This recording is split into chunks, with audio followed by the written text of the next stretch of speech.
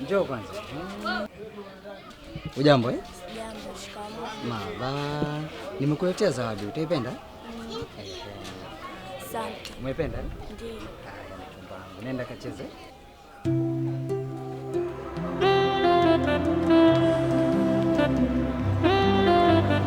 Naitwa Mwanahawa, nina miaka 34.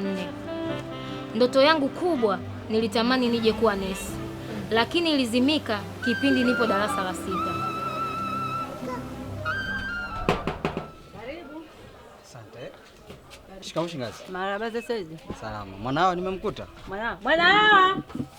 Mwanahawa ametoka. Leo mchumba wako mwenyewe atulie. Basi haina tabu. Utampa hizi shangazi. Haya, asante. Nimkumbuka mchumba wako Mwanahawa, lakini shangazi usijali shangazi, siku nyingine. Haya, karibu. Asante sana. Siku hiyo hiyo alinifuata na kunipeleka kwake. Basi ndo ikawa mazoea.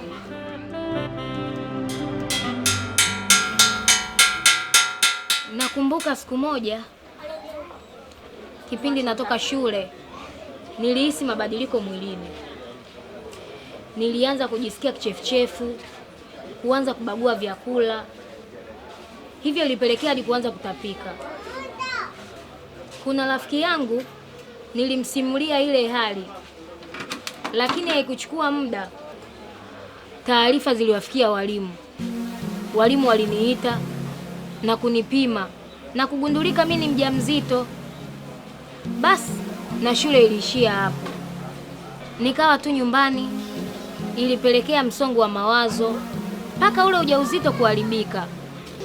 Nilipelekwa katika kituo kinachotolea huduma za afya. Nikapewa matibabu baada ya mimba kuharibika. Nikapewa ushauri juu ya afya ya uzazi wa mpango, nikapewa na dawa za kutumia. Hadi leo ninaendelea na biashara yangu.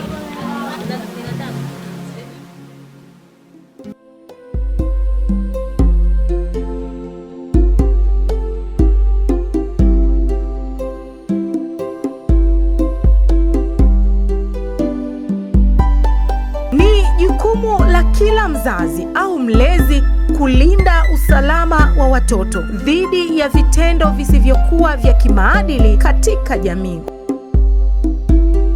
Ujumbe huu unaletwa kwako na Wizara ya Afya kwa kushirikiana na Umati Tanzania na kufadhiliwa na Gatmacha Institute.